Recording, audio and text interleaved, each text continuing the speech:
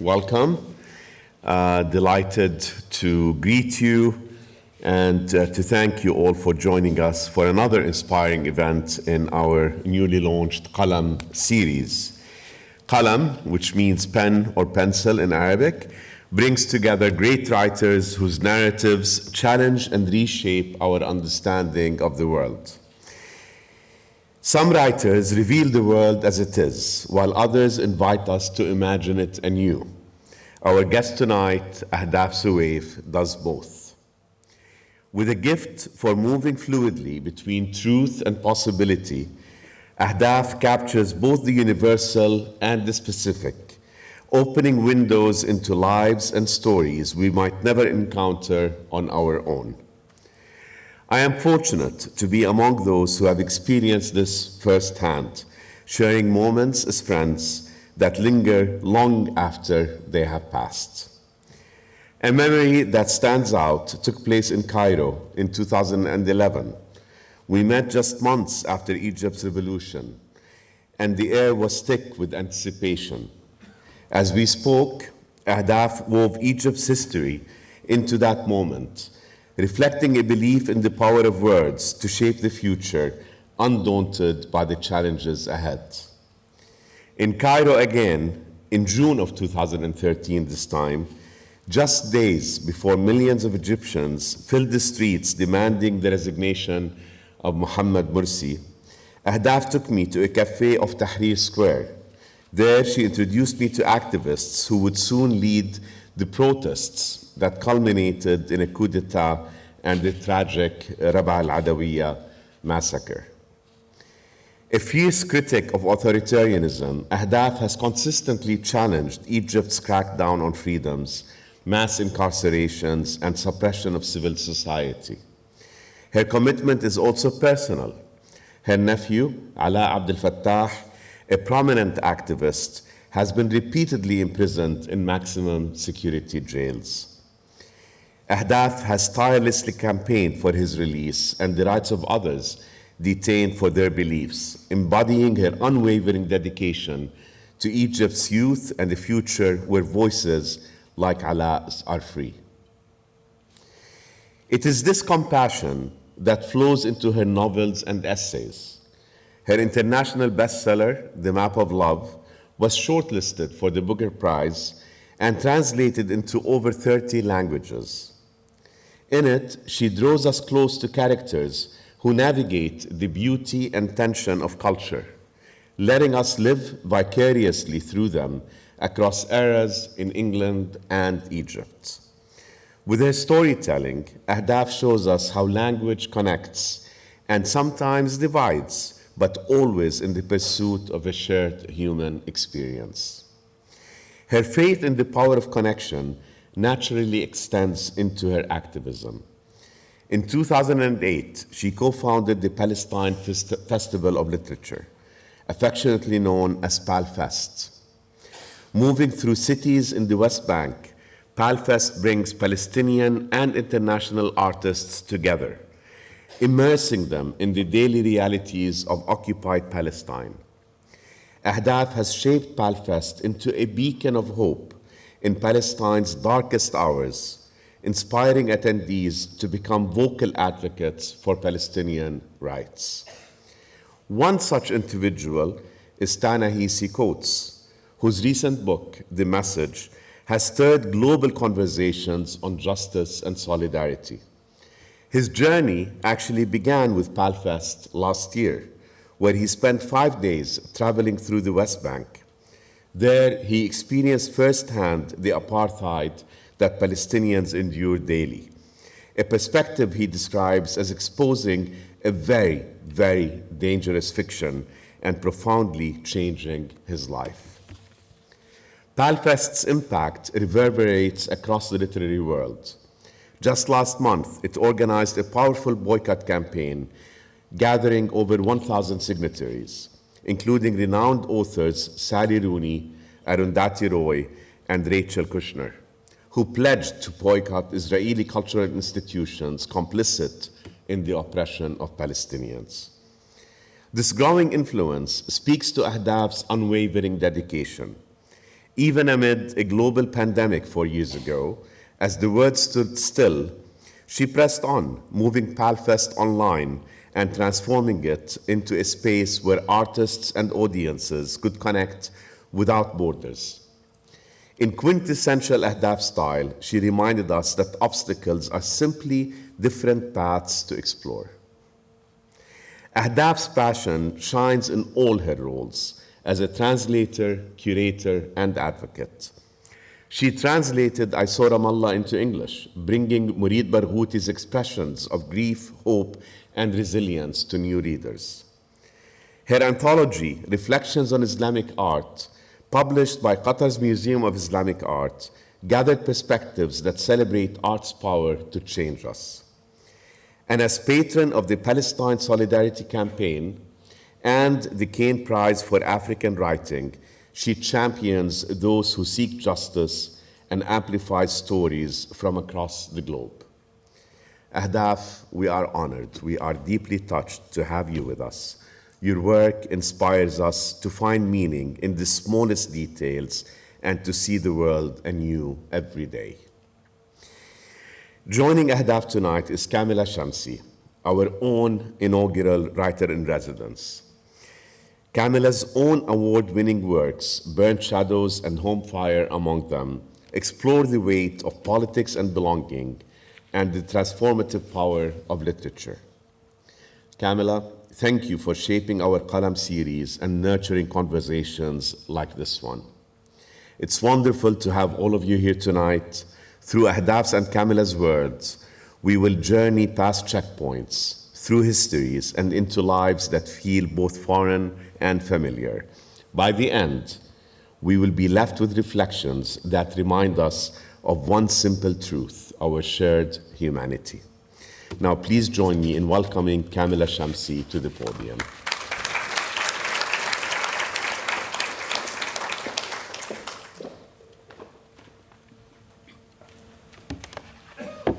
Thank you. Let's start with PalFest. 10 years ago, I was on PalFest. We were in Hebron on our way to the Ibrahimi Mosque when we were stopped by IDF soldiers. When I say we, I mean the several dozen participants of PalFest. The soldiers wanted to know who our leader was. Most of us were too naive to know that we shouldn't even engage with the question. And even those of us who did know we shouldn't, we couldn't help it. We sort of all automatically and instinctively turned to look at Ahdaf. The soldiers approached her. She said, predictably, "We don't have leaders." It didn't make any difference to them. They still addressed their question to her. As most of you know, the Israeli government insists on separate entrances for Jewish and Muslim visitors to the Ibrahimi Mosque, which is sacred to both religions. We were walking towards one of the entrances, the Muslim entrance, when the soldiers stopped us. And the question they asked was this: "Is anyone here Jewish?" Ahdaf shrugged magnificently and said, "We don't ask these questions. If this is something that concerns you, you can ask each one." And then she carried on walking to the Muslim entrance, followed by all the rest of us, including writers who we all knew to be Jewish. I had never known contempt to be so dazzling and so moral. In the last few weeks, rereading Ahdaf Soueif, I've come to recognize the extent to which the qualities of courage and brilliance and deeply moral rule-breaking that I saw in her every day in Palestine have also always been there in her work as a writer of fiction. The continuation of these qualities between her writing and her person are the reason she is one of my great heroes, a feeling I share with many writers. She is part of a movement of change in the 80s and 90s which ripped away parochialism from the English language novel and made it home to stories from the global South. People who were only ever written about as the other were now in great numbers telling stories from their own viewpoints in their own idiom. Ahdaf Soueif went a step further than this. She looked right into the heart of late 20th century English fiction and saw the rules it had laid down about what makes great literature, and then she decided to upend them. Rules such as leave politics out of the novel and all fiction must embrace individualism. When I think of Ahdaf as a fiction writer, I think of someone elegantly and determinedly breaching the fortifications that the English language novel had built around itself. She doesn't do this in order to enter the fortified area and become part of it, but because she wants to let in light and air and give the novel space to come outside, into the world. In breaching these fortifications, she is both rebel and heir to the throne. While her writing was breaking new ground, it was also drawing inspiration from and following on from the great 19th century English writer George Eliot, who braided together life and love and politics and intersecting conversations about all these things in Middlemarch. It says everything about the English literary establishment that the initial reactions to Ahdaf's novel, The Map of Love, didn't recognize that it stood in the tradition of both Eliot and Tolstoy, but rather spoke of it as a desert romance, which is the genre it subverts and also uses as a Trojan horse to smuggle in stories of anti-colonial struggle and contemporary politics of Egypt and Palestine. The Map of Love was shortlisted for the Booker Prize, translated into 30 languages, sold 1 million copies. It's impossible to overstate what a very big deal it was. I had just been published a few months before for the first time, and I'm particularly aware of that year in literature. And this was the book. It was the one everyone was talking about. It was the one you saw people reading on the tube, which is extraordinary because it's a big book. So you had to really want to have that book with you at all times to take it onto the tube. And its enormous success gave Ahdaf great power via reputation, reach, visibility. It gave her a platform like no one else had at that point, certainly no one from what I'm going to call our part of the world. There's nothing more revealing about a human being than what they do with power. Ahdaf used hers and continued to use hers in a very Ahdaf Soueif way. As in fiction, so in life, she decenters the individual. In this case, the individual is herself. I'll be talking with her about some of the various ways in which she did this, but I want to end by mentioning again PalFest. It's now a major institution which has been a source of solidarity and activism and thoughtfulness and light in this last year. But who could have imagined it would become that back in 2008, when it was a small knot of writers not really knowing what they were doing? Well, they knew what they were doing, but not how it would pan out. Who could have imagined it? Ahdaf imagined it. She put aside her writing to establish the festival. She used her considerable name recognition and her reputation as a person of the highest integrity and moral clarity to bring to Palestine people who you would never expect to see going through Qalandia checkpoint, as well as those who really wanted to, but didn't know how to do it without becoming tourists or voyeurs or something entirely unacceptable. She gave them, us, a way in. At the heart of the project that is PalFest, there was a radiant optimism, fully justified as it turned out, that if people went to Palestine, it would enter their hearts and never leave. We are extremely lucky to have her in Doha and in the world. Please join me in welcoming her.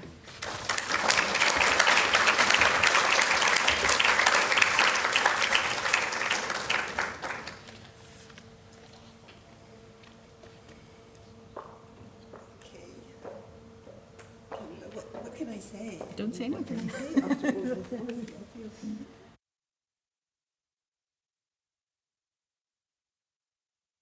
Yeah. No? Oh, yes. Now it is. Okay, well, I really hardly know what to say after these two amazing introductions. I feel I'm kind of waiting for this person that Safwan and Kamila have been speaking about to step up here, you know. I also should explain the crutch, or the crunch, as my granddaughter calls it. I broke my femur 9 weeks ago, and so I've graduated from the wheelchair to the walker to the, and now I'm almost off the. After I broke it, I was in bed, obviously, and I was looking up breaking your femur and femur reconstruction surgery, and everything I found started with do not break your femur. Do anything, but do not. So we're mending anyway, and I'm very, very happy and honored to be here, and I'm so much among friends and people I respect and admire. So I hope we will make it worth your while having come out here tonight. It's not even a question. Ahdaf, I'm going to start with something that I know people are aware of and will be thinking of. The Dean mentioned your nephew, Ale, who's in prison.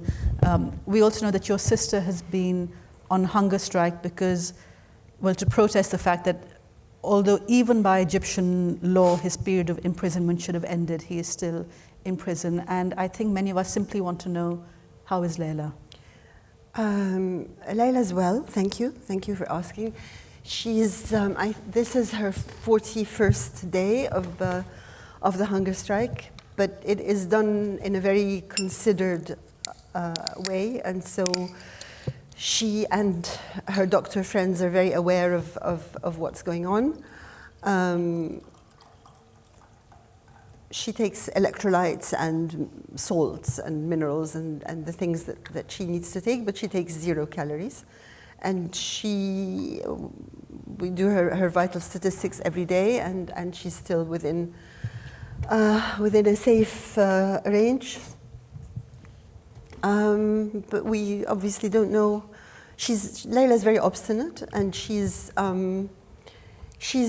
at peace and comfortable now in a way that she hasn't been for years, because she feels that she's absolutely doing everything that she can. So I guess she'll just keep on, and we can only hope and pray that there will be some response to her.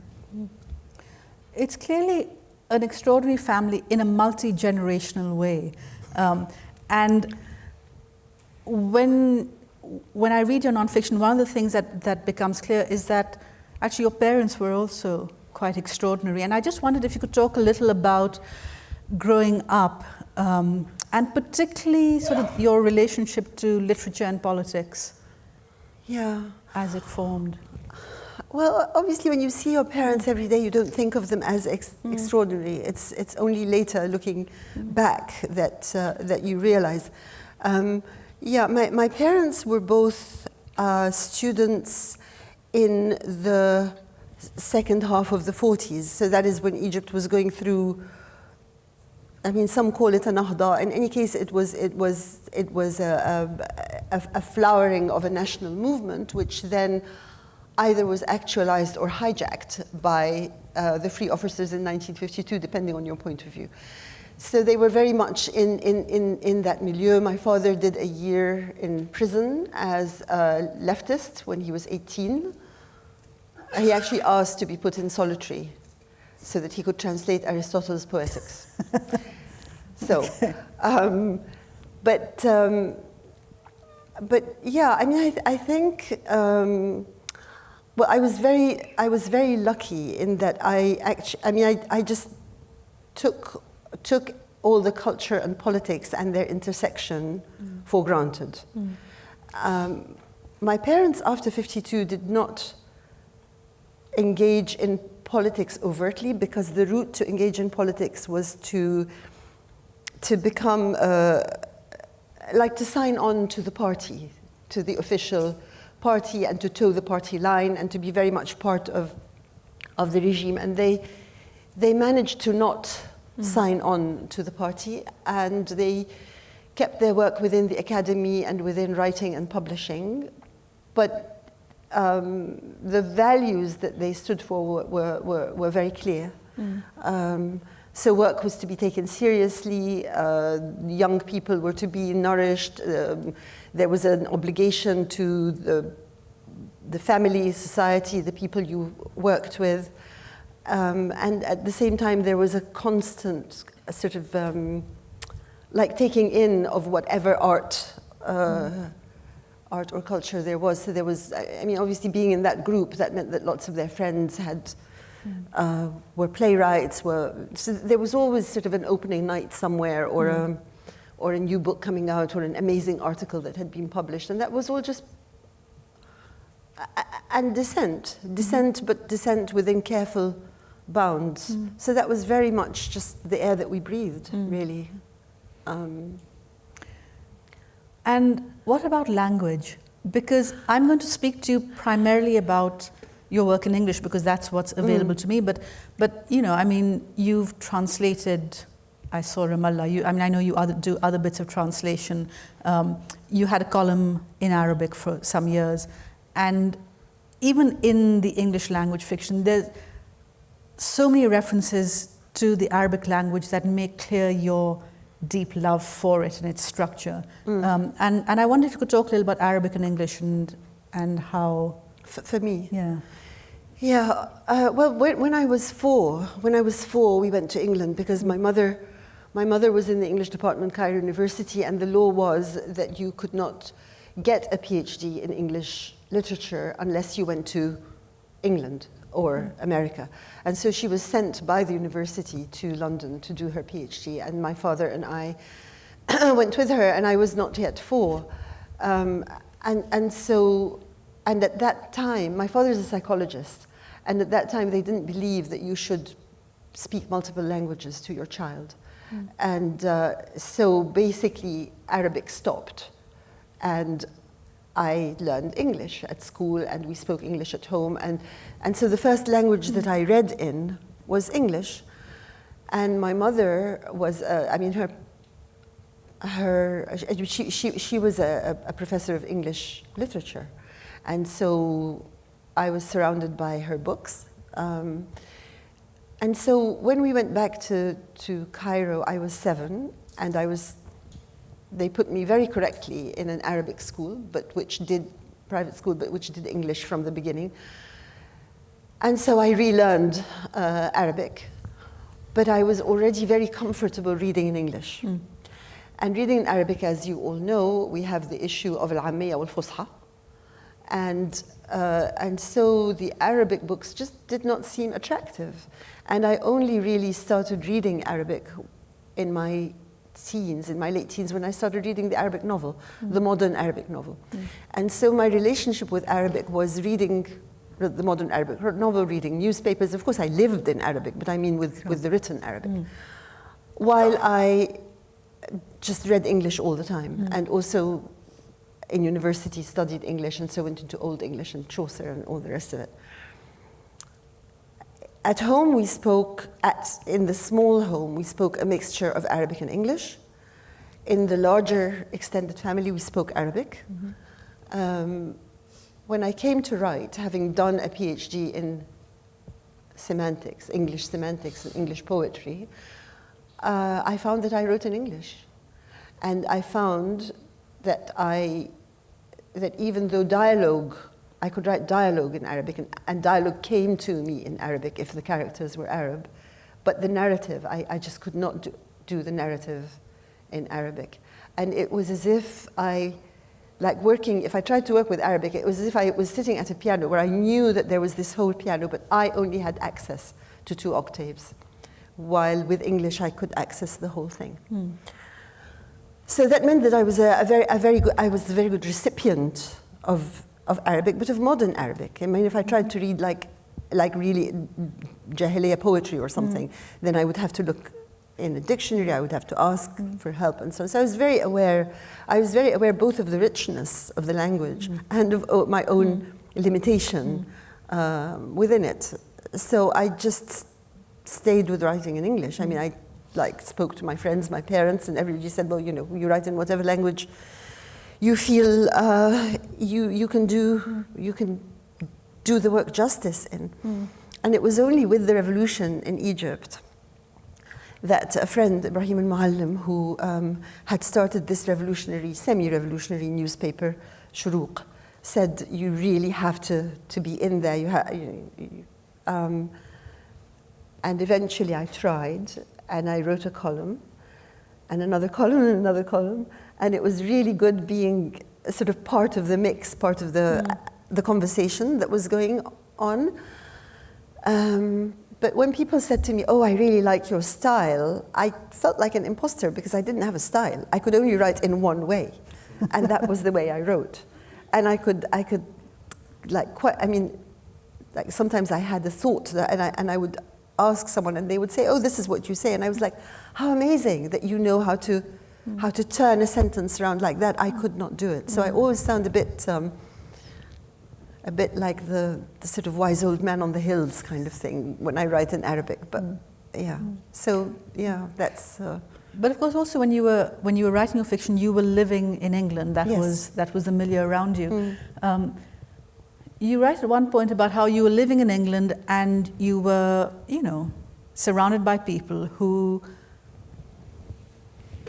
felt the way you did and thought, that whatever you thought on a subject, whether it was football, the NHS, Margaret Thatcher, anything, you would find people were in sympathy and harmony with you. Maybe not football, but certainly the other things, that people had the same politics as you, or you could find people with the same politics with you in London. But that sort of stopped when it came to Muslims and Arabs and Islam, and the same people who'd been on the same stream as you.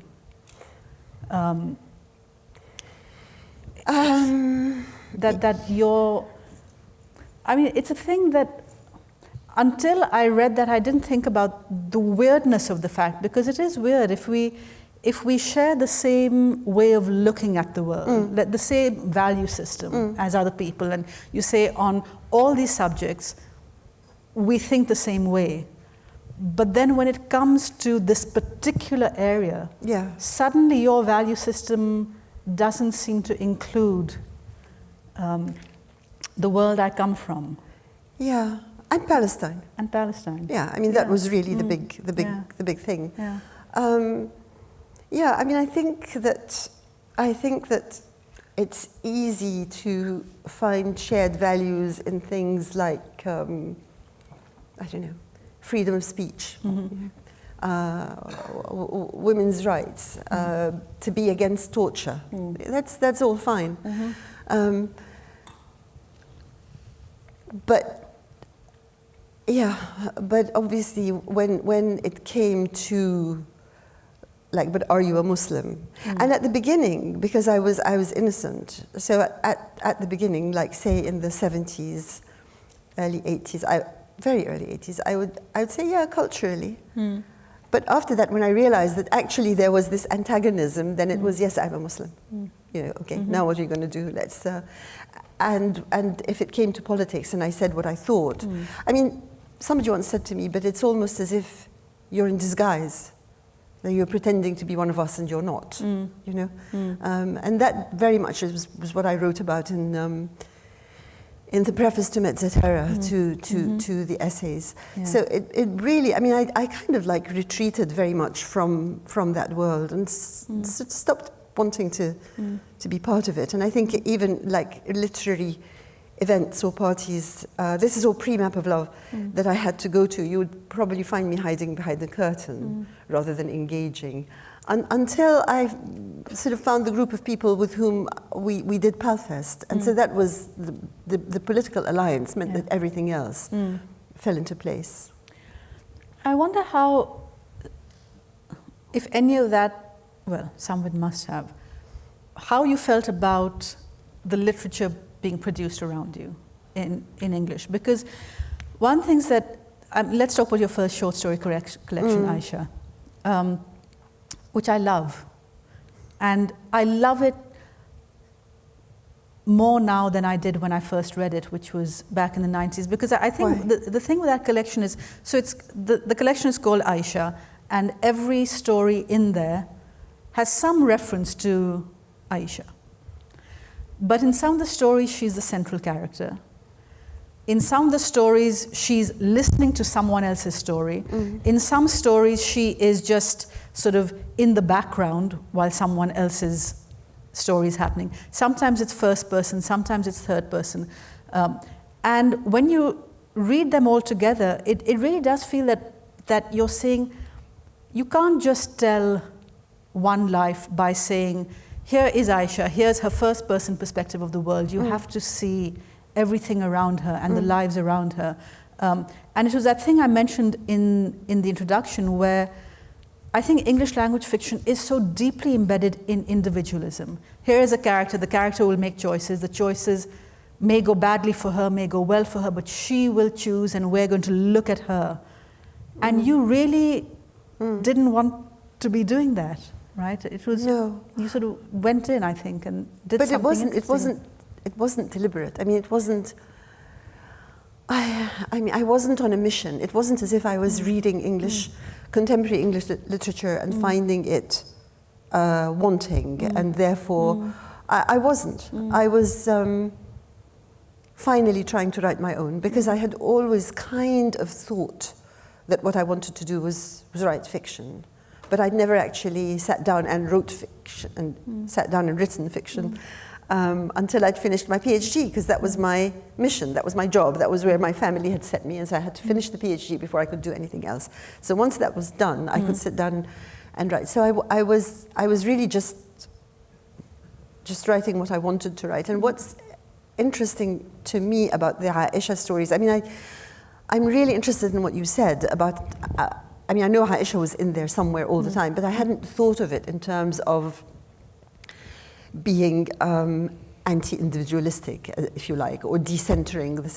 I just thought this is how life is. You know, you're writing out of a sense of how life is.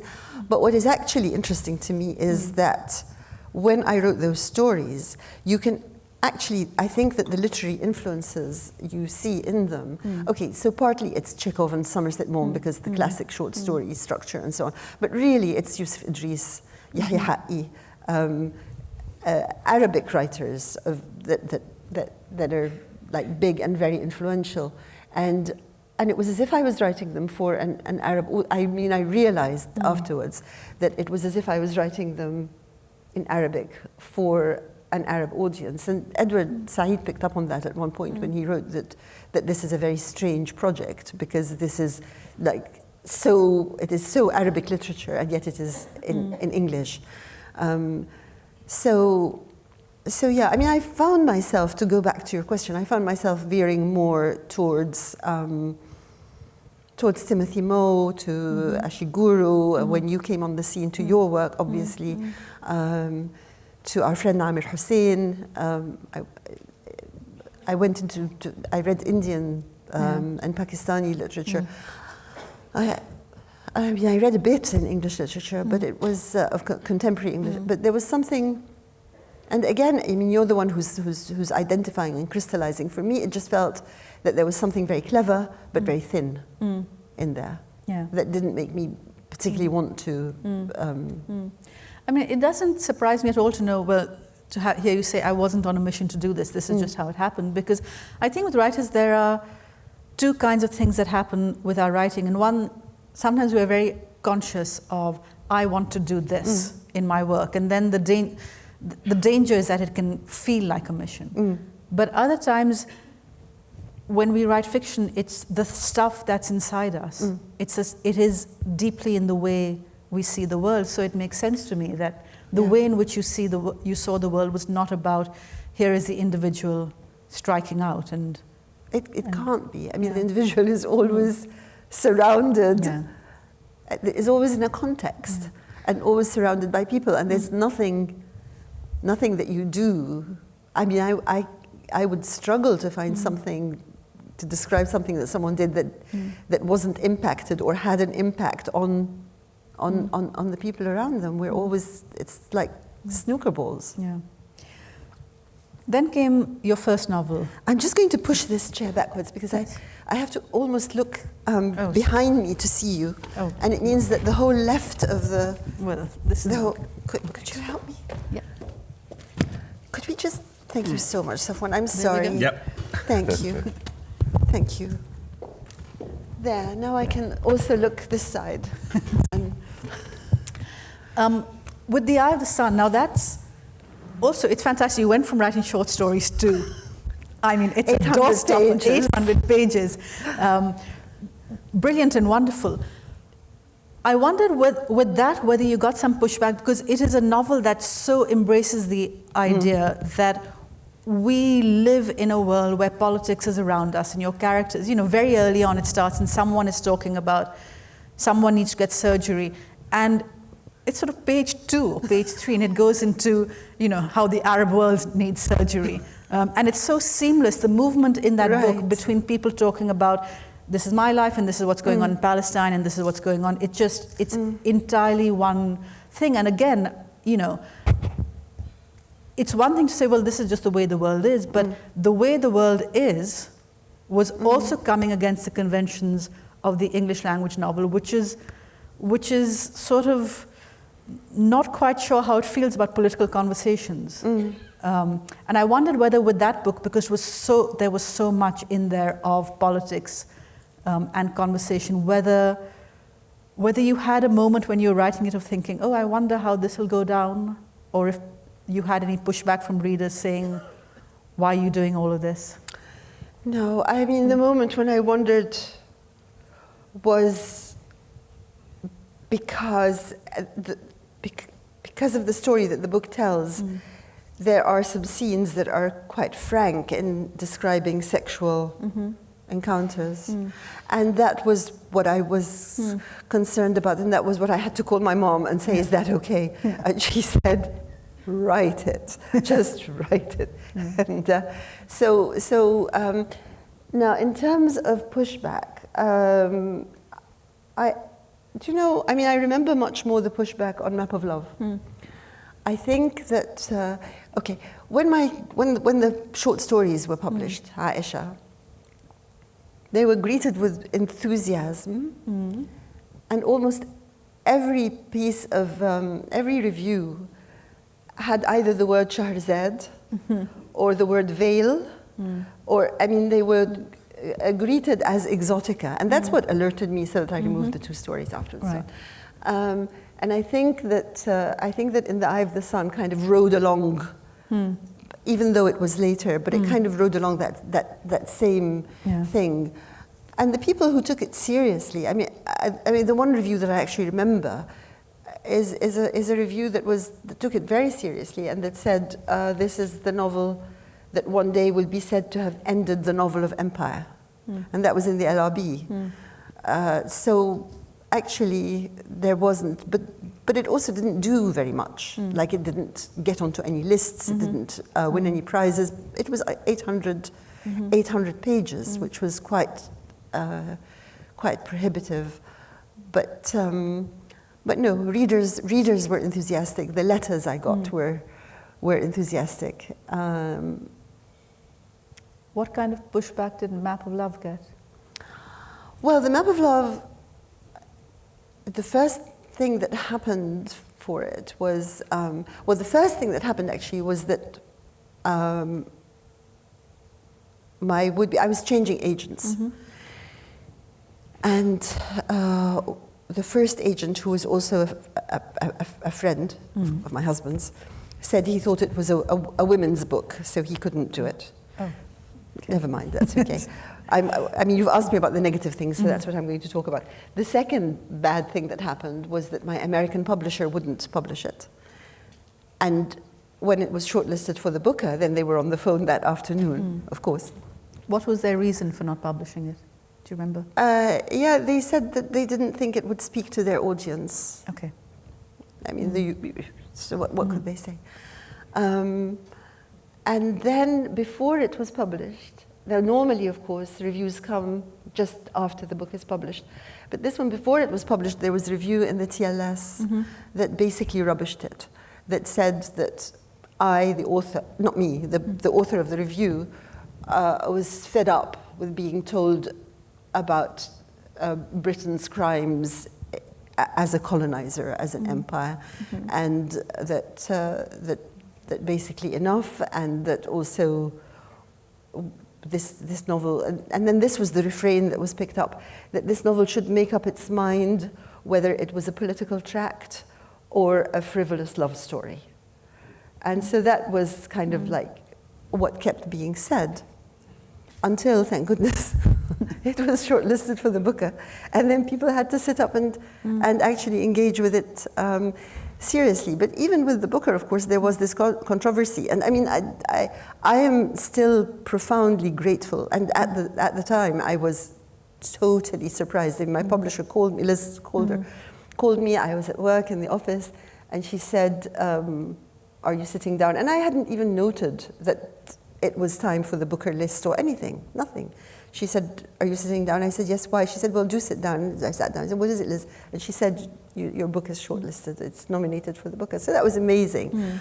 And I was very happy and very grateful. And then as people started saying, I hope it wins, I was like, it would be nice, but actually, I'm fine with being on the shortlist. And then there was this controversy where one of the judges wrote an article saying what had happened in the judging process, and how the chair of judges how it was the front runner in terms of being a good read. And then the chair of judges had said, you know that the politics of this book are not my politics. And so for the first time ever, the Booker was given a second time to somebody. But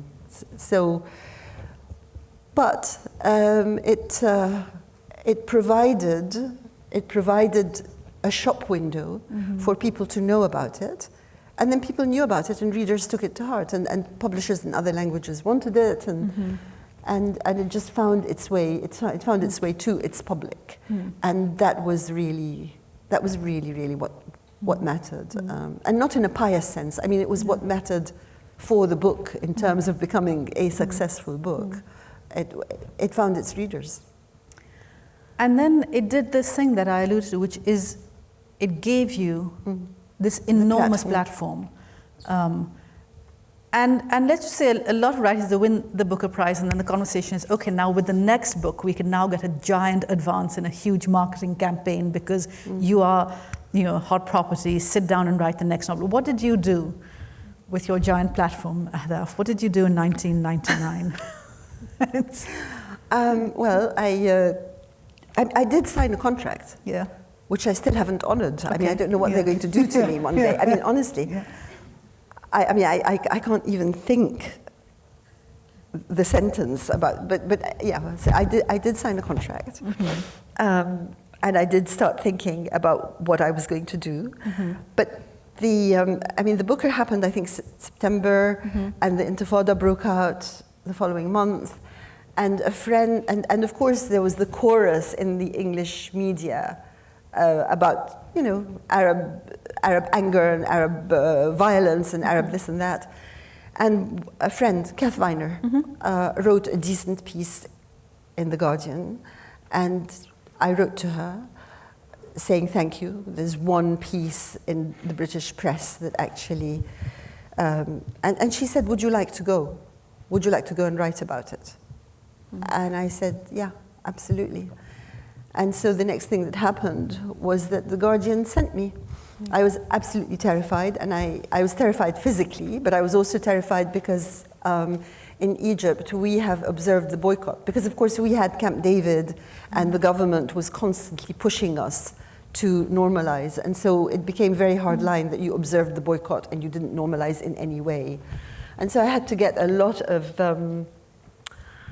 like I talked to Mourid Barghouti, to Radwa. I had to talk to my really hardline friends to say, how can I do this without breaking the anti-normalization criteria? And I went. And I went for a week, and I wrote the first piece in The Guardian. I came back, we signed the contract for 3,000 words, and I came back with 10,000, and I would not let it be cut. And so there were negotiations and back and forth, and they were reluctant to publish it, actually, not because of the 10,000, because of the politics. And then they decided to go for it, and they published it. And they published it very strong. They gave it the cover and so on. But then I was hooked. I mean, then it was, because then, of course, people start saying, will you come and talk at this? Will you do that? Will you write? And so that became what I did. And out of that, of course, was born PalFest. So this conversation is about to turn to that other part of your writing life when it became more about building up from, following on from that. But before we move there, I wondered if we could hear some fiction from you. if you could read a little bit of fiction, just so, before we get into... Before we get into politics. Well, I mean, no, not before, because politics is always... Before we get into the part of your life after the published novels. Okay, so in my hotel room this afternoon, I kind of guessed that this would be something that would need to happen. And I had actually brought with me my reading copy of Map of Love. But then I thought maybe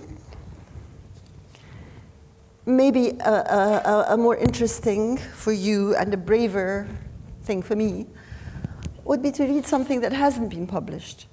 As I said, and as you know, I have not had a novel published. I haven't had any fiction published since 2000. And I've been mainly doing all this other stuff. But of course, but actually, in a way, my head, part of my head works in fiction terms all the time. So it's always kind of seeing patterns and possibilities in whatever is happening and whatever I'm doing. And sometimes I actually write stuff down. And I had actually conceived of a novel and started working on it. And then got sidetracked again and again. So I have stuff that is fragmentary and that I don't know if I sat with it, would it actually come together in some way or not. But I thought that maybe, sorry, it switched itself off. But I thought that maybe it would be more interesting for you to listen to something that you couldn't just go and read in your copy or somebody's copy. It's a bit scary for me because I haven't done this before. I looked through the file, which is a huge file actually, and I sort of took out 3 pieces which I thought I'll choose on the spot. All 3, each one is about a 6-minute read, if that's okay. Okay, and I'm not sure how much of an intro to do, but basically, okay, all right, so I'm going to read this one. And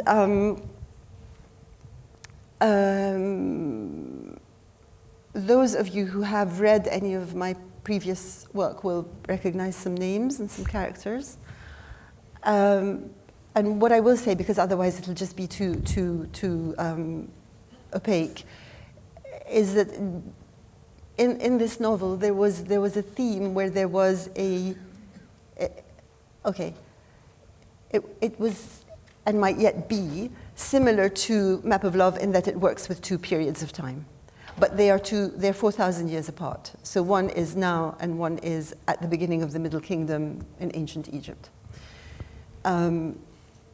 So put that to one side, and there is in the story there is a house where everybody meets, like people who are alive and people who are dead. Everybody can come to this house. So, leave her alone for 5 minutes and she'll start designing a house. If there's time, she'll cut out spaces, room shapes to scale, a flotilla of rooms to move around a sea of blue squared paper. She'll drift them apart and draw them together in all sorts of different formations.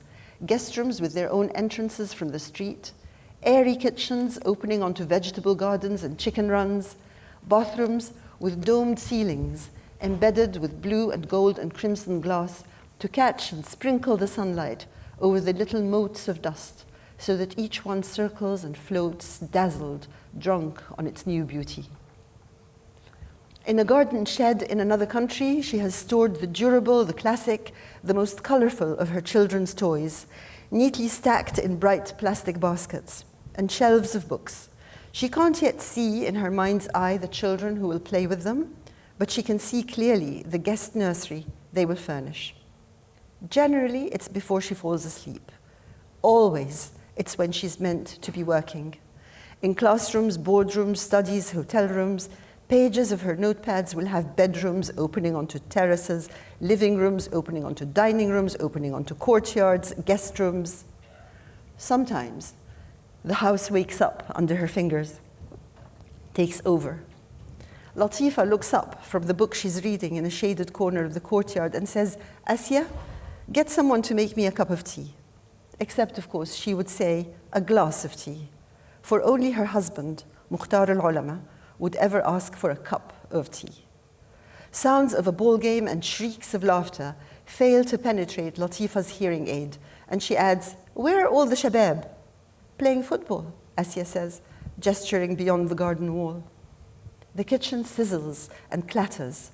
Tant Soraya sits on a stool by the kitchen table, coating thin-cut steaks in seasoned flour and breadcrumbs, and around her are Dada Zina, Dada Sayyida, Tahiyya, and goodness, even Na'ma and Na'ma and Na'ma are there, peeling potatoes, shelling peas, slicing aubergines.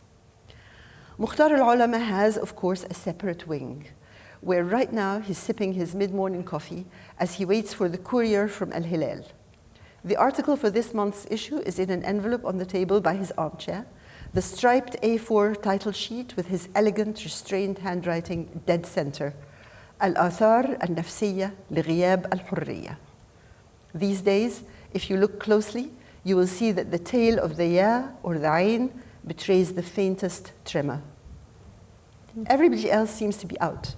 But Asya knows they'll be home later to sit around and eat the food that's being prepared in the kitchen and talk and joke and laugh and argue until the moon is high above the horizon and Khalu Hamid yawns and stretches and the young people, as though at a secret signal, slink off to the TV room where they will probably watch a horror movie, to be interrupted 3 times as Latifa and Nadia and Tant Soraya each glances in on her way to bed and says, "What's this zibela, araf, zift you're watching?"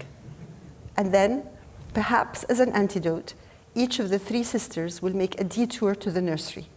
Maybe they'll meet there and confer in loud whispers over the infants fast asleep. They will straighten a sheet, tuck in a cover, feel a damp forehead, and then, afraid of waking the children, they will start gently nudging one another out of the room. And Tant Soraya, whose knees are now very bad, catches her aluminium crutch on Dada Zina, this was written years ago, catches her aluminium crutch on Dada Zina, asleep as always on cushions on the floor, and almost topples over next to her.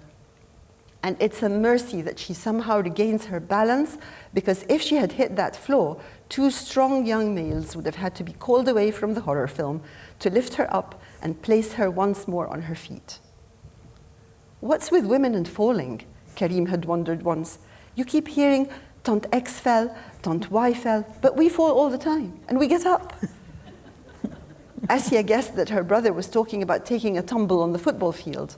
But no, none of them knew what Tant so-and-so fell meant until they saw one of their own beached on her own familiar floor, unable to gain purchase with her feet, or to support her weight on her knees, or leverage herself up with her arms and wrists, inert and embarrassed and angry and relieved, to be clasped and lifted and placed on a chair that someone had run and brought and placed near. "Ya Rab, send us a good ending," they said, when they heard of someone paralyzed or demented, someone let down, disgraced by their body or their mind. And there would be a conversation about good endings. Well, no, not quite a conversation, but parallel anecdotes. And at some point, someone would be mentioned who had passed swiftly and easily.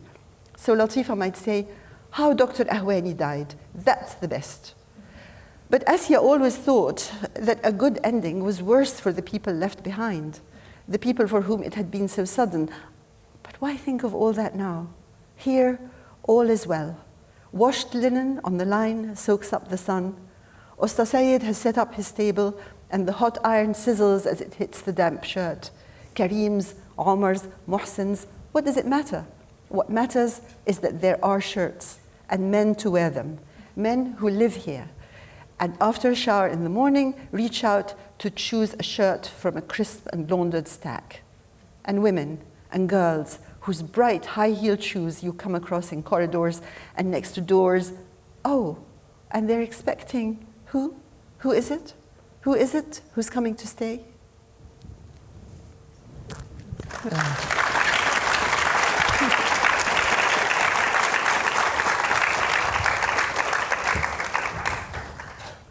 And I didn't break down and cry. I almost did. That Thank you. yeah. We're very lucky. Thank you. Thank you. Thank you for Thank you that. very much. Thank you for being a warm audience. I was listening to that and I was just thinking, you are such an astonishing writer of fiction. You know how to do everything.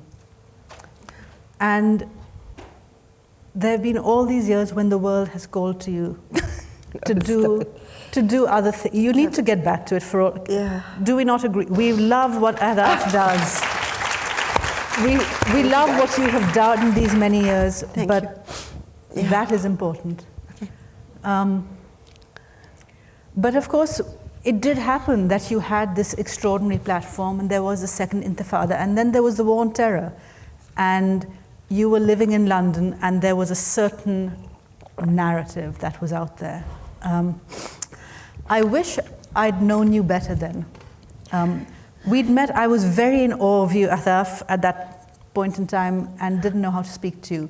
And I wish I had, and I've been thinking about it a lot the last few years. I wish I'd known you so that I could have asked you what I should have been doing in that time, because it was a moment, I was young, right, I was in my 20s, and it was a moment when suddenly you'd have people say, where are the Muslim voices? Yeah.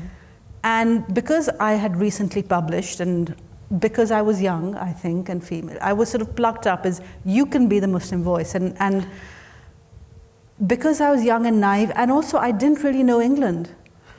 Yeah. And I thought, oh, people are inviting me to speak and to write, and I must do this. In a way, and it took me quite a while, maybe the 100th time that I was sitting somewhere saying, you're not going to understand what's happening by reading the Quran, you have to read politics and history, and maybe some literature from other parts of the world. It took me that long to realize, what am I doing here? And that James Baldwin line of how racism wastes our time, it makes us do these things. And I didn't know that, and I spent a lot of time, I think, doing things and agreeing to things that I shouldn't have. And I do wonder now, if I had sat down with you then, Ahdaf, and said, what should the strategy be when a moment arises where, and you can use the moment rather than have it use you, which remains a question, I think, for many of us about what do you do in that political moment when there's a reason when some part of your identity, people want it visible. What is the strategy? But I think that would have been tremendously useful for me as well, because I was flying by the seat of my pants. I had nobody. I mean, it wasn't a topic for discussion. You had to work it out. But I will also say that you didn't put a foot wrong. I mean, you probably wasted a lot of time, of your own time, in trying to respond within the parameters that were being set for you to respond within. But you certainly kept a true line, compass-wise, in what you actually did and what you wrote and what you published. And I think that's really, really important. And it's not an easy thing. And we all know examples of people who, either were innocently swept away or decided to use the moment for their own, by rubbishing where they came from and so on. And so, but I think that it probably, I don't know how you make that happen. I think if it had happened sort of organically somehow, then it would have been very good for both of us. But what are, I suppose, because now, if someone came to you now and said, what are the strategies for using my platform in a world where the media establishment is largely hostile to the position I'm taking, which I suppose would be the position of young Palestinians today, or it's still the position of young Muslims. What do I do with this platform? Do they have a platform already, as it were? Well, if they had I some mean, kind that's of... the thing. I mean, if you have some kind of a platform, then you're kind of almost there, because you use it to do what you want, and either your recipients like it or they don't. I mean, you just, you deal with it. But if you don't have a platform, then that's how do you get one?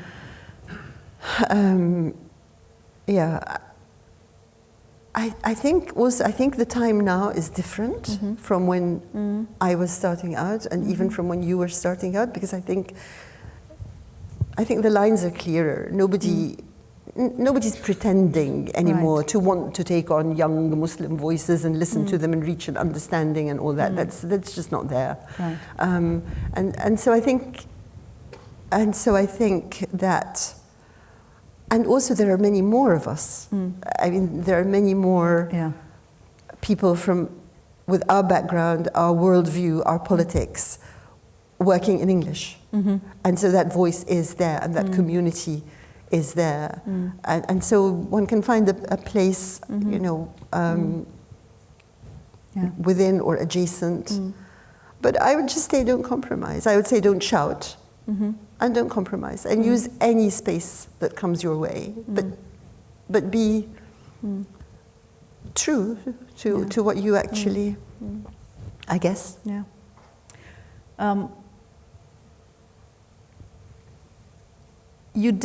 There was a lot of nonfiction, and there was that wonderful collection, Mezzaterra, Notes from a Common Ground. And then you came to Doha. Yes. You came to Doha, and it was the Museum of Islamic Art was just opening, and you brought a number of us here for a collection of essays you edited. And I know there were, lots of people wanting lots of your time, and PalFest was still young, and you were spending a lot of time. Why did it feel important to do that, to come here and do that particular collection?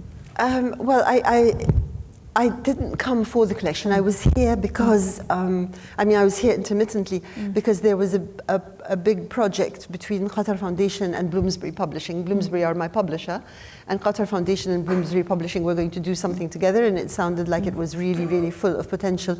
And what particularly attracted me to it was that they were thinking very seriously about translation, and I had thought, anyway, that there was by then, a generation of people for whom Arabic was their native language, but also English was their native language, or in any case, people who were bilingual and bicultural enough that from among them there would be some talented translators. And I thought that the Bloomsbury Qatar Foundation project had the reach and the resources to find those people and to basically create a school of translation, if you like. And that's what we started out on. And I think there's probably one book that came out of that, a translation, which was my American granddaughter or grandmother, and it was a good translation. But it was within that the museum approached the Qatar Foundation Bloomsbury, I think, to say we want a book about the museum, about the collection, and they asked me if I would do it, and I thought it was a really good opportunity. I had seen the collection and loved it, and the museum itself was beautiful, and there's something kind of quirky about it, and about the collection, and about how the collection was put together, and so I thought that what would be interesting was to work in a different tradition from the usual. Usually it would be art historians or curators writing pieces about the pieces in the museum, and I thought, why don't we get people from all sorts of different disciplines?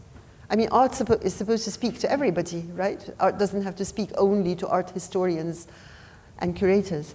So get people from all sorts of different disciplines who would be happy with the project, with the idea, invite them to Doha, and let them go into the museum with a brief to fall in love with one piece and write a response to it. rather than an analysis of it or something about its history or whatever, write how they responded to it. And so we invited Kamila, Pankaj Mishra, Eric Hobsbawm. I mean, that was really something I was very proud of. And it was the last time he traveled. And Radwa Ashur, and a whole collection of Ghassan Za'atan, a whole collection of people to go in. And obviously it was like, what if like 10 people fall in love with the same thing? What do you do? Because you're supposed to cover as much as possible. What if somebody doesn't find anything they love, and so on?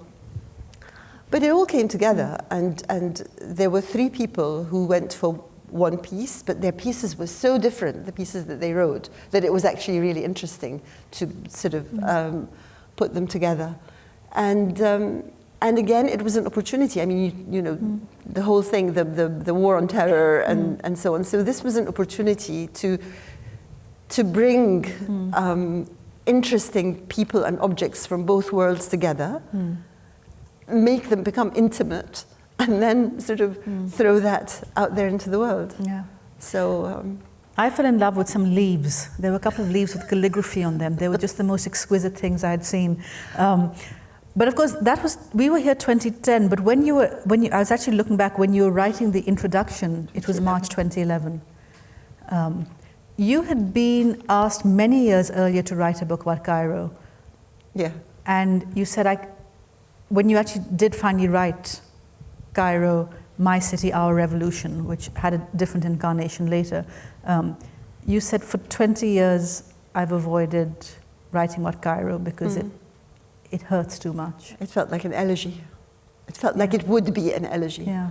But with the revolution, of course, it was like it had all come to life again. I want to read, with the Map of Love, each chapter has a little quote before it. Right. And there's this one from Arwa Saleh. That moment when we dreamed we could change the face of our world was a luxury which later generations were denied. But for that short, dazzling moment, we paid a heavy price. She was speaking about an earlier moment, of course. She was speaking about the student movement in the early 70s. And yes, they paid a heavy price. And Arwa, in particular, she committed suicide. I wonder how you feel about that statement, thinking about the revolution and that dazzling moment. Yeah. Well, I suppose, yes, that quotation holds for now. Of course, the details are all very different. But yeah, I mean, you see, I haven't read the book in so long that I actually had forgotten how very apt. Yeah. But the revolutionaries now, I mean, Alaa, for example, my nephew, whom Kamila has mentioned already, in a piece that he wrote from prison, in his, I think, his first imprisonment, and it's in his book, You Have Not Yet Been Defeated. He writes about, I mean, there's a little paragraph where he says something like, I've inherited, from my father I inherited a cell in prison, because actually he was imprisoned in the same cell his father had been imprisoned in a generation before. From my father I inherited a cell in prison, from my mother a stone cake. And unless you know what he's talking about, I mean, people, well, you know, what's a stone cake? But the stone cake is actually from a poem by Amal Dunqul, very celebrated Egyptian poet, who was writing about the student movement and the student sit-in. I think it was 71 or 72, when the students went into Tahrir Square and did a sit-in around what we call a Sanaya, the central garden of the square, where a lot of the 2011 stuff took place. But they did that in 71, and they sat around that, and until eventually the security came and dragged them off. And as they were dragged off and thrown into the police boxes with the little tiny windows with the bars, they threw out little bits of paper that they had prepared. And so all these little bits of paper fluttered down to the ground, and on the bits of paper were written, Ishiya Masr, wake up Egypt. And that tray, that garden in the middle of the square, is the stone cake, and Amal Donqul celebrates it as the stone cake in his poem. And so when Alette writes, from my mother I inherited a stone cake, it's because Layla was there. Right. I mean, she was there actually as a school child. She wasn't even at university. She was there as a school child, and I was sent to retrieve her before security came and took them all away, because she was like 12 or something, 14. So today, or the 10 years ago movement, is very rooted in the movement that is discussed in the Map of Love, and indeed that is before. There's a very strong sense of the tradition of, I don't know, failed movements or revolutions, if you like. Or we could say of movements which have ongoing, not yet. which have not yet, yes. Yes, ongoing, right? Yeah. I mean, that is one thing that comes out from reading Map, is this reminder that it's not a one-off. No. That revolution can never be a one-off kind of thing. Yeah. I think a sense of history is really useful. I mean, it can be paralyzing, but it can also be empowering, and I think it's necessary. I mean, I think often, I worked for a long time at an organization in London called Al-Furqan Islamic Heritage Foundation, where our brief was to care for manuscripts across the world. I mean, we didn't collect them. We set up projects to catalog them and preserve them and so on in their libraries. And by Islamic manuscripts, it meant manuscripts in any discipline written under the aegis of the Islamic State, which is like, whatever, 1,000 years. Yeah. So there were manuscripts of science, of history, of whatever. And it was always fascinating how, like, there would be the mother manuscript, if you like, and then there would be the marginalia, and then there would be al-ta'liq ala, the comment on, and then there would be the refutation of, and there would be, so everybody who wrote on the subject, again, would take on everything and overtly be sort of like engaging with it in some way. And it was fascinating to actually see that concretely in the manuscripts. So that the matn, the main text, would sometimes be like really small, and mostly the writing would be marginalia. Yeah. I'm grossly going over time and oh, I'm sorry. Eating. No, I need to turn over to the audience but I'm going to end on one last quote from you. Oh. And this is from Eye of the Sun, and it is, it's what Eye of the Sun was written when? Late 80s, early 90s? It was published 92, I think, and I was writing it for 4 years. It's early in the book. Asia's brother-in-law is in prison in Egypt for absurd reasons, and her sister writes to her to say, "You're in England and in publishing and have friends in newspapers. It may be a naive thought, but perhaps you could do something."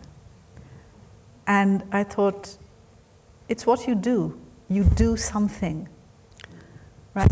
You have a very strong commitment to doing something. No, sometimes the world is bleak and horrible. You always do something. What else is there? what else is there to do, really, apart from do something? Yeah. But that something very often doesn't work and doesn't come to anything, and so on. And yeah.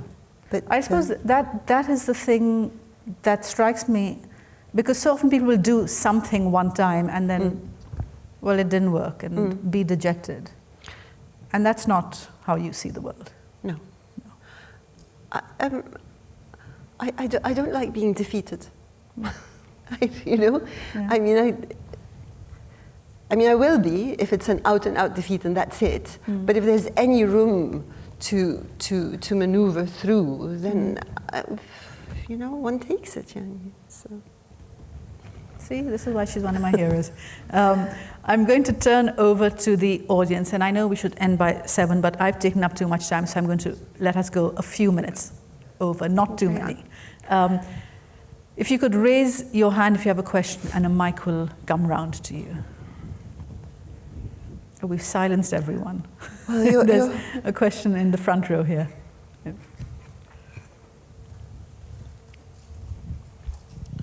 Thank you very much for this amazing opportunity. Thank you. My name is Ayman Khair. I'm an author, novelist, and sometimes I'm a lawyer. So my question to you is, I understand that you have written Map of the Love and Cairo in English, and you speak Arabic and you write in English. How do you feel like, because sometimes we are told that it is, we think in one culture and we talk in another culture, especially if we are bilingual. I'm Sudanese Canadian, so I was educated in Canada. I write my boring stuff, which is legal in English, but my novel is in Arabic. So when we as Arab writers, we think that we think in this language, but we write in another language. What is your take on that? And if I have another question, it seems to me that for your choice of publishing is like with the traditional publishers. So I was wondering if you have considered self-publishing or hybrid. Was it one of your choices? Thank you. Okay, thank you.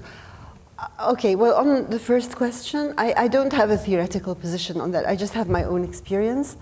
And my own experience is that I think and talk and dream in both languages. I'm at my most comfortable if I can use both languages together, but I can operate in one or the other.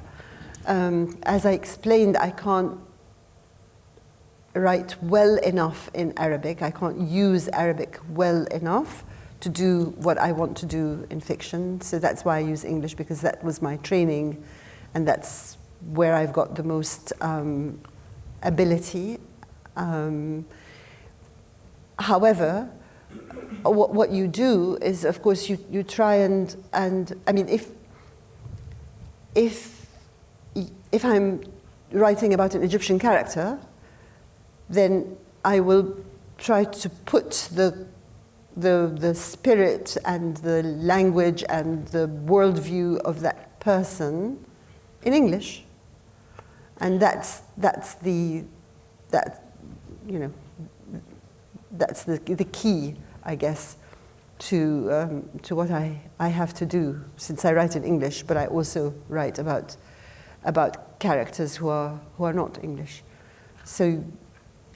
So if you like, I mean, Radwa Ashur, I think, said that about In the Eye of the Sun, that this was a novel in English whose soul is Egyptian or is Arab.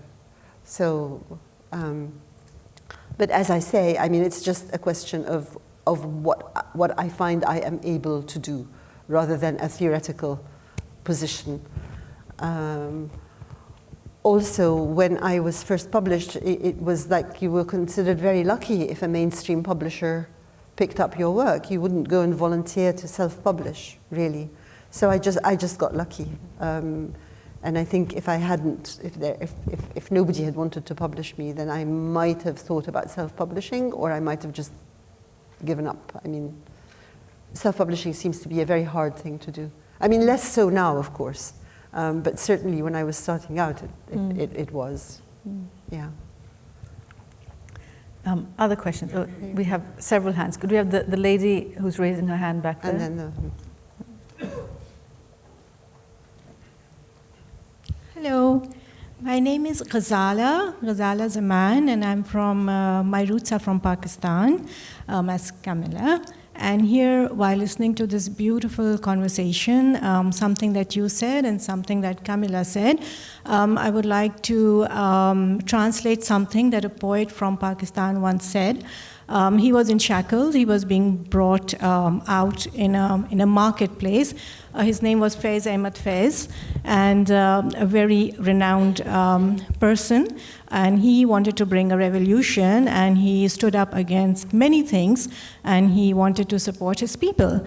And while he was in prison, he wrote a poem which said that it is never enough just to keep your tears, to hold your tears in your eyes, or to keep your love and passion in your heart. It will do nothing. You've got to go there and do something. So thank you so much for writing this beautiful work and actually bringing so much passion for what you believe in and making people sort of inspired to do something rather than just keep it all in the heart and hold the tears in your eyes. Thank you. Thank you so much. Thank you. Thank you indeed. Please, yes. The gentleman, can you just pass it to the gentleman sorry. in front of you? Thank you. Kamila, taking on your role. Sorry. Concerning your title, though I didn't read it, why do you need map when love is universal? Oh, this is one of those mystical and one more questions. question. Do you think language will solve the human problems world over? Language? Yeah. No, because we have lots of people who speak the same language. And how do you club your title with the human activism? The Map of Love? Yeah, which is the basics of novel writing, because I am myself is a novelist. Right. Yeah, I'm a published novelist. Right. Yeah. Well, it was taken from an Auden poem, and also it was because the book is kind of about maps and about dividing up the world and about colonialism, about people like fighting or falling in love. Map is limiting humans, no, right? Sorry. You remove map and just put love in place. Then, Okay. you know. Well, what should my title have been? The of love. The space of love. The blank of love. Next one. There's a No, question, okay. question in the Just second keep it row allowed, over here. Yes. After that, we have the question here, please. Hello, Thank you. my name is Amna. I'm a translation studies master's student. Actually, I'm very interested in your perspective about narrative, especially since Perspective about what? Sorry. narrative theory. Narrative. Oh, right. Oh. And because my thesis is actually about the translation of Ibrahim Nasrallah's Gaza Wedding or Aras Amina. So there is so much of the use of dialect to emphasize some of what the characters are saying. However, I don't see, like in translation, in multiple of his works when they're translated, in English they remove the voice. Who are we talking about? I'm sorry, the Ibrahim sound is Nasrallah. really not Sorry, great. can you hear me now better? Ibrahim Nasrallah. Ibrahim Nasrallah. Okay, yes. right. In his in general, in his series, he tries to, especially the one about Palestine, he tries to. He's actually telling us the history of Palestine through the fiction. Yeah. So in Gaza Weddings, there are so many cultural specific elements in the choice of dialect.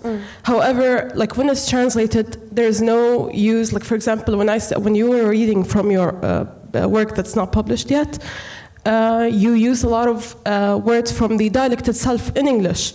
So I find that very fascinating, and it reflects the culture itself. It's narrating the story of the character through their culture. However, I don't see that being reflected, for example, in the translated works of, let's say, Ibrahim Nasrallah. So do you think the narrative should it could be better reflected if the dialect itself was basically rewritten in English? Okay. I think that's a really good question. I think it's a question that goes to the heart of this really important issue, which is translation and what translation does and what it's supposed to do. I don't think that there is a theoretical or a one answer, one size fits all. But I think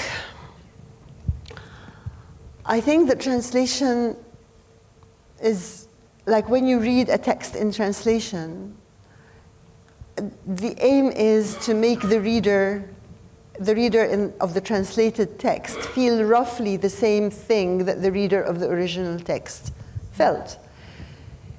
Now, obviously, if the original text is in Arabic and the reader is an Arabic speaker and the text goes into English and the reader is an English speaker who has no access to the entire cultural world from which the response of the Arab reader comes.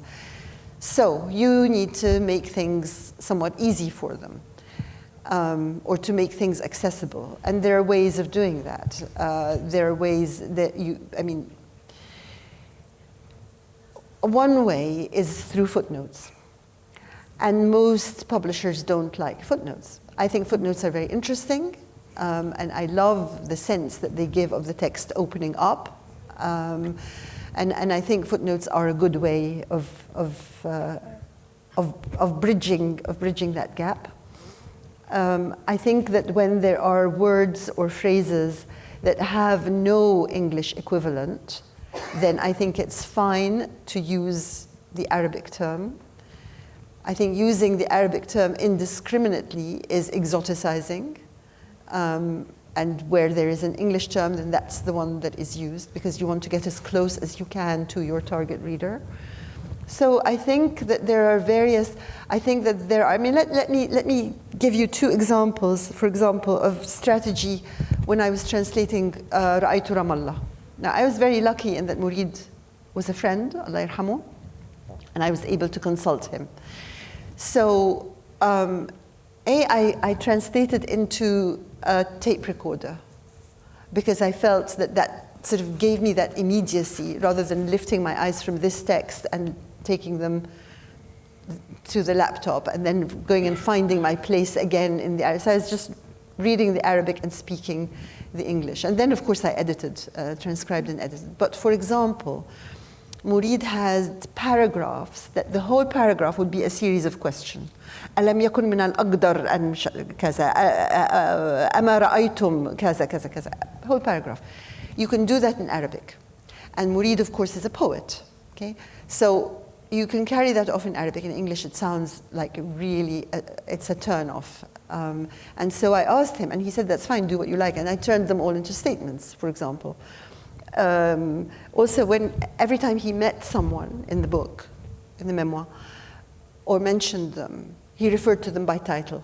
So everybody was al-ustadh kaza, al-doktora kaza, and in English, of course, that came across as like very stilted, and he said, like, you know, take the titles away. So those were strategies that made the text less, I mean, obviously the text needs to retain its foreignness, but not to the degree where it becomes inhibiting to the reader.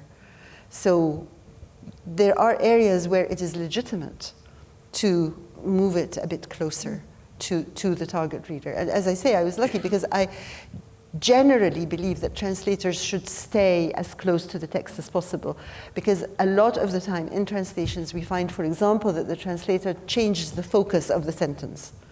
So, yeah, I mean, I can't give you something offhand, but they change the focus. Or, for example, they will paraphrase something rather than actually translate it. Or they will translate something so literally that it, you know, that's like, wallahi ma akhadtu.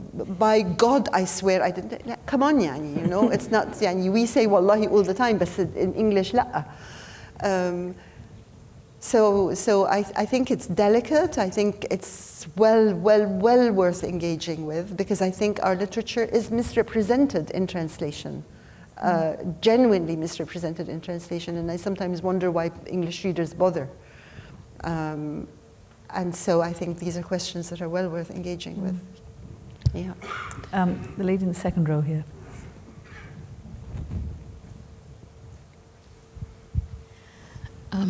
First, I want to thank you very much. This has been so inspiring. This whole series have been tremendously inspiring. There you go.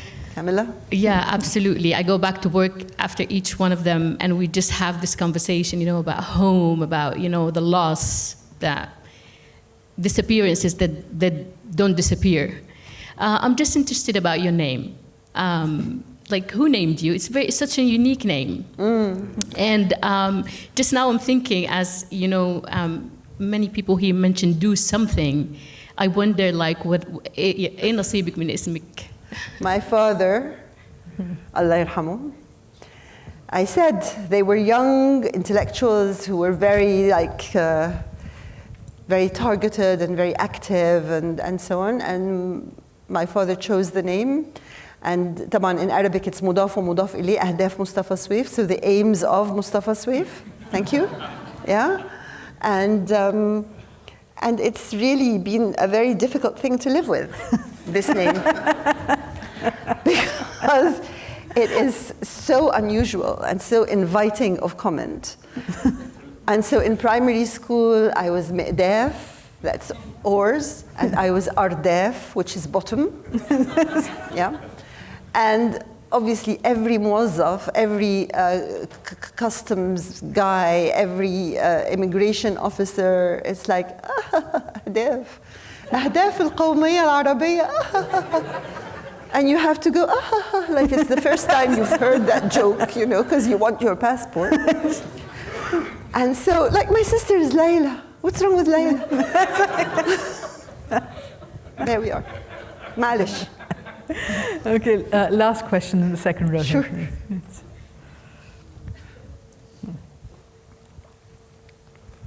Thank you, and I'm seeing myself very lucky to have to be one of the attendants of this great meeting.